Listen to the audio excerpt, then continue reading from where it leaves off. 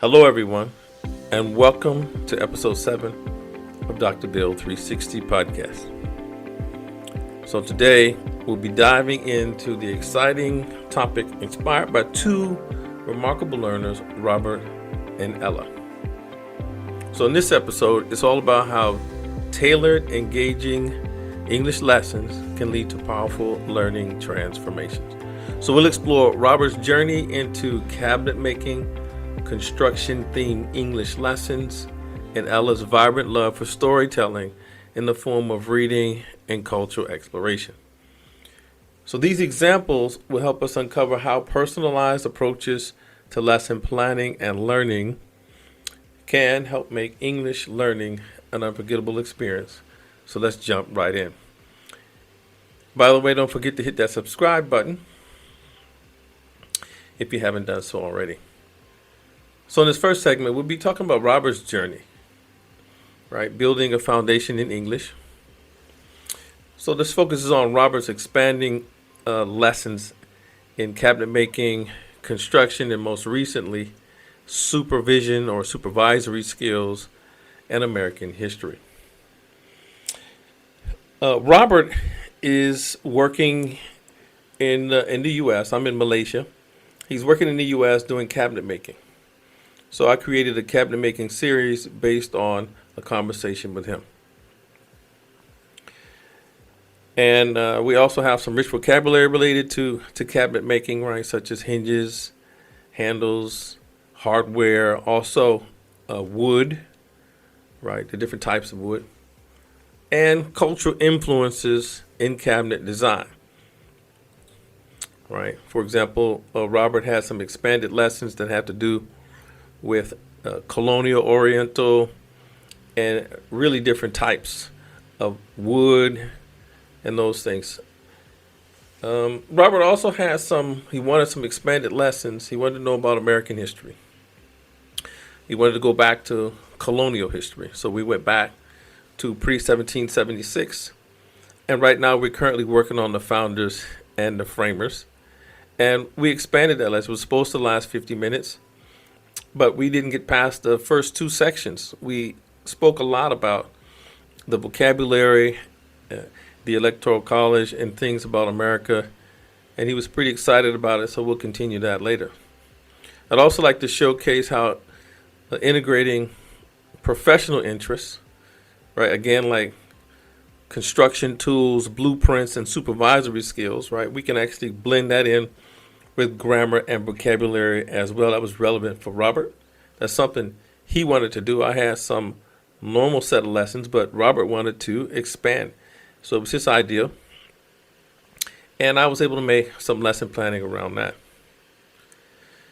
So Robert also had words, for example, dovetail, lacquer, and some other. Let's see if we have a look at some of Robert's lessons here.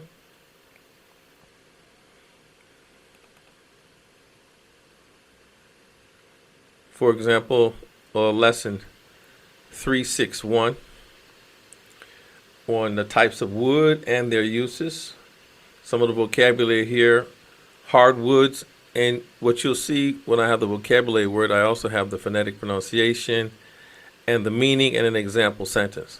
So the vocabulary word doesn't necessarily have to be particularly complex, but it's related to the lesson. And we have chances for speaking, listening, pronunciation when he reads the meaning. If he knows the meaning, he doesn't read the meaning, he just reads the example sentence. Grain, veneer, durability, finish, warp, and knots. These are things that he would be interested in. We have a little reading assignment that also has to do with wood and carpentry for this particular lesson. And also what we call like some gap fill exercises that have to do with the vocabulary. And then also, let's see. Yeah. So that's kind of what we do here. We discuss how relatable topics like this help improve memory retention because David likes cabinetry, supervisory skills, construction, and is not interested in American history. It makes for improved retention and practical language skills. Right? Robert once said that he was worried about pronunciation so much when he was doing the reading, it took his focus away from the content. So he was just reading it. So I thought that was interesting. So we worked on making the lessons more immersive and confidence building because he knows a lot about this topic, or he's interested in this topic, allowing him to connect with the language naturally. So in this next segment, we'll also talk about Ella. Ella was another one of my students. So Ella's adventure, she liked to do a lot of cultural road trip type things. If she's talking about, she likes lessons about food, dance, right? Ella's love for cultural exploration incorporated themes like spirituality, American road trips like roads, the route to Route 66, as we call it, Route 66, and natural wonders. So highlighting lessons for Ella, right? For example, exploring national parks and the temples of Kyoto. Those were sensory engagement that also had a lot of vocabulary with it. So for example, in Kyoto, the lesson on Kyoto, lesson number here, 332, in this lesson, there was a opportunity to show some of the beautiful Japanese scenery. For example, the apple blossoms. You can go online and look at that. The temples, old buildings, and Zen type structures. And also, for example, some of the beautiful temples that they have in Kyoto, like the Golden Pavilion, Zen Rock Garden, and also the Torii Gates that you can see in Fushimi Inari, the shrine.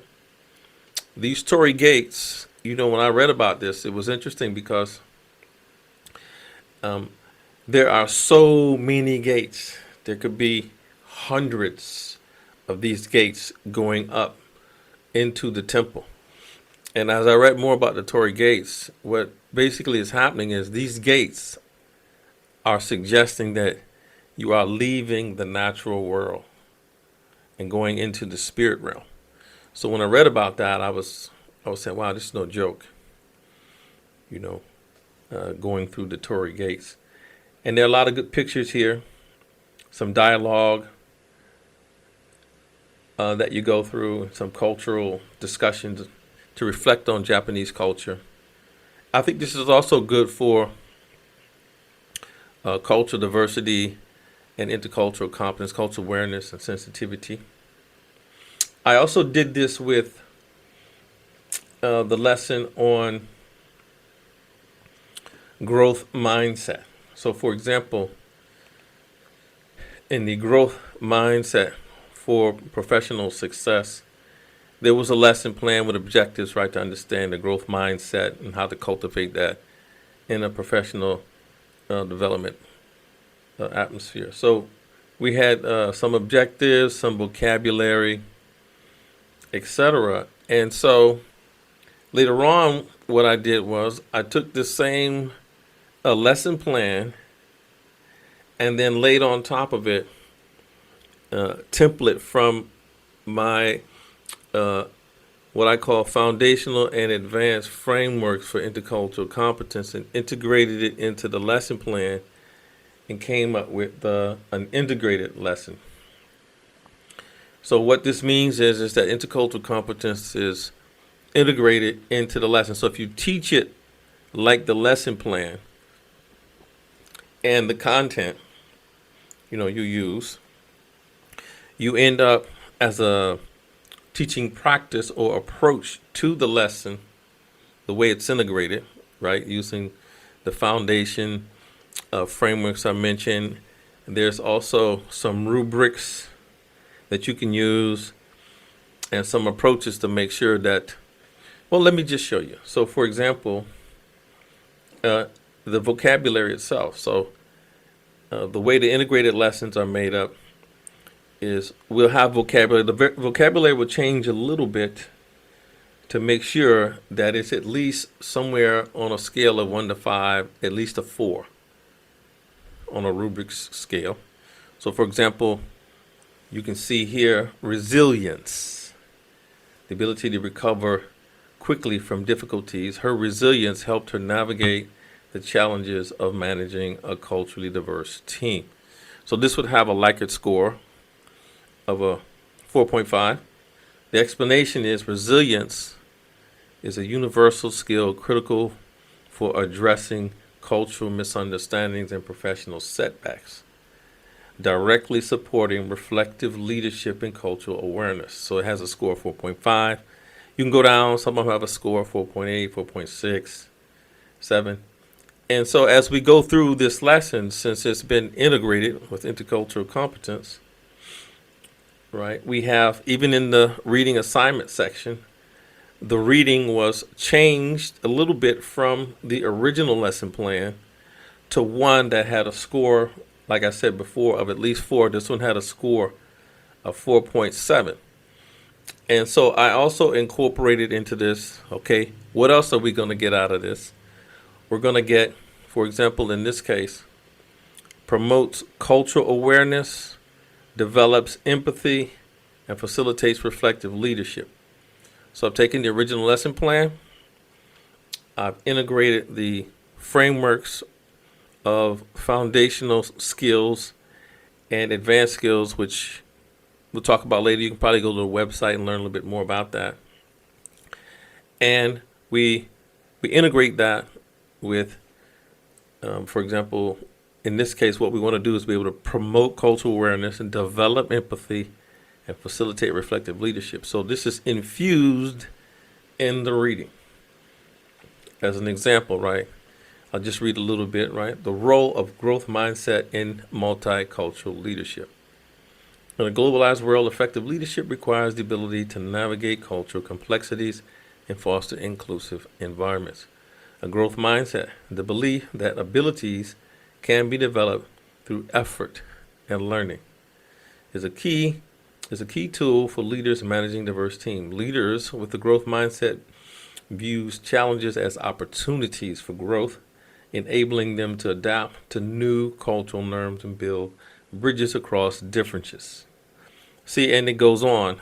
And if you use the rubric, which I'm not showing here per se, you come up with a Likert score of 4.7, 4.8 in promoting cultural awareness, developing empathy, etc. So I guess what I'm saying is, even though I have made a lot of lessons, I think over 30 of them, okay, the ability to go back and then infuse intercultural competence in them is possible. So even if you have lessons, old lesson plans, we can upgrade them.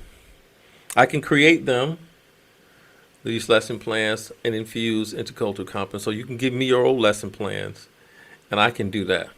And I can put the scores down there. You can hide them, take them out, or leave them in. So let's go ahead and continue. In the third segment, we'll be showcasing what's possible in English learning. I was just talking a little bit about that.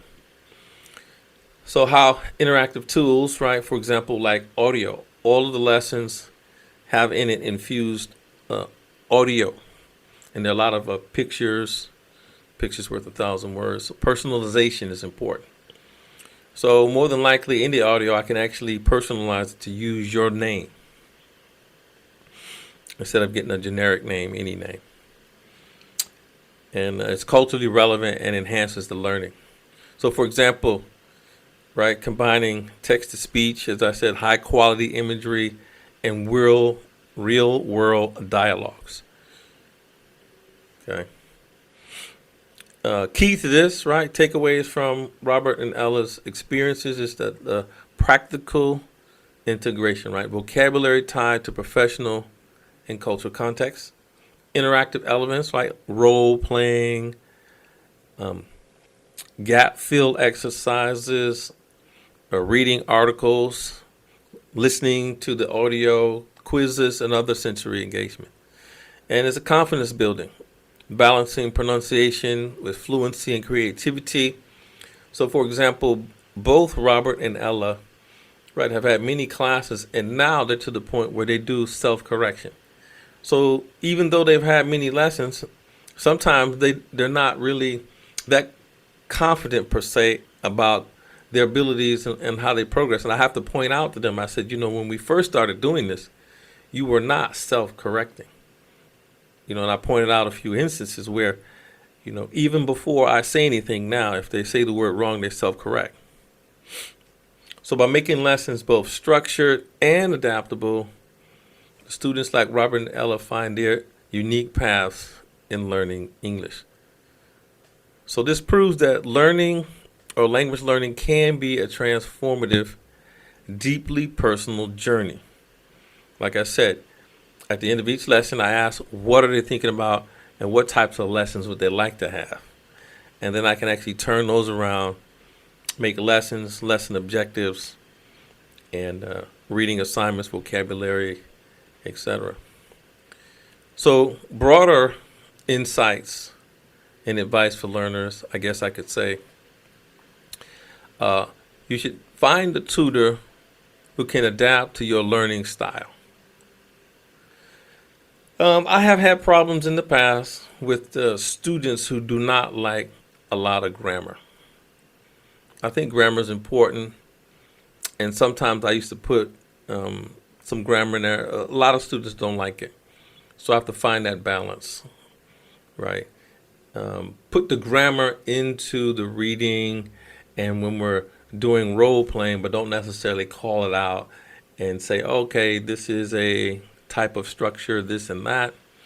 And so when they hear it, they speak that way, and maybe they don't, but they don't really like a lot of detailed, heavy grammar, a lot of the students.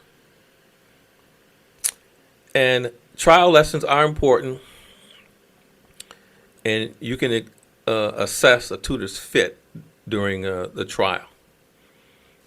Okay, so the type of lessons that you see there are more than likely the type of lessons that you're going to get. And I would also say that during the trial, you should have a discussion with them about what you would like. Okay, and again, tips for embracing grammar and pronunciation. Again, a lot of students don't like heavy lessons in grammar. Pronunciation they like, speaking, fluency, and a lot of them also don't like writing. I encourage them to write. So grammar and writing, a lot of them don't like. But all of them are tools for communication, which is the point. Okay, so I am inspired by both Robert and Ella's progress.